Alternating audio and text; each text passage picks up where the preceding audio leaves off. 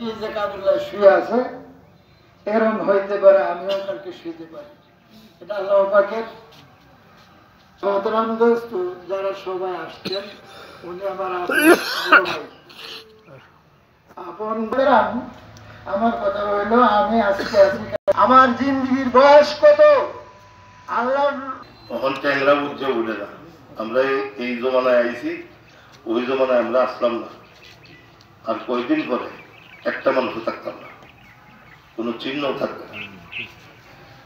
কাজী সাহেব আমার জানা মতে উনি অত্যন্ত ভালো মানুষ ছিলেন।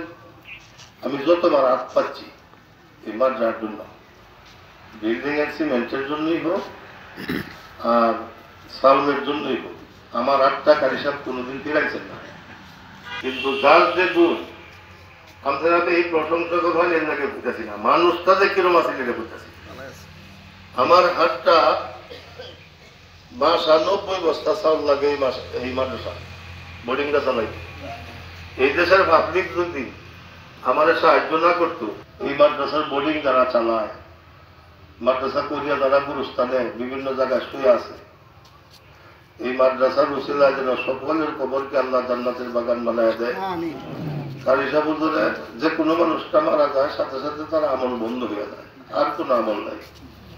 কিন্তু এই মাদ্রাসা এইটা যত পড়ানি পড়া হবে, উনি যে সাহায্যটা করে গেছে, আল্লাহ যেন ওনার এই সজ্জায় জায়গা কবুল করে কিয়ামত পর্যন্ত ওনার কবরে যেন এই মাদ্রাসার পড়ানি পড়ার সমস্ত সব আল্লাহ জারি রাখে। ওনার গুরুত্বপূর্ণ কথা বলার জন্য এখন আপনি বড় মেয়ে জামাই, উনি আবার জনস্বাস্থ্য প্রকৌশলী অধিদপ্তরে কর্মরত জনাব বাউল মিয়া ভাই কথা বলবেন। বিসমিল্লাহির রহমানির রহিম। সম্মানিত মুসলিম, আসসালামু আলাইকুম।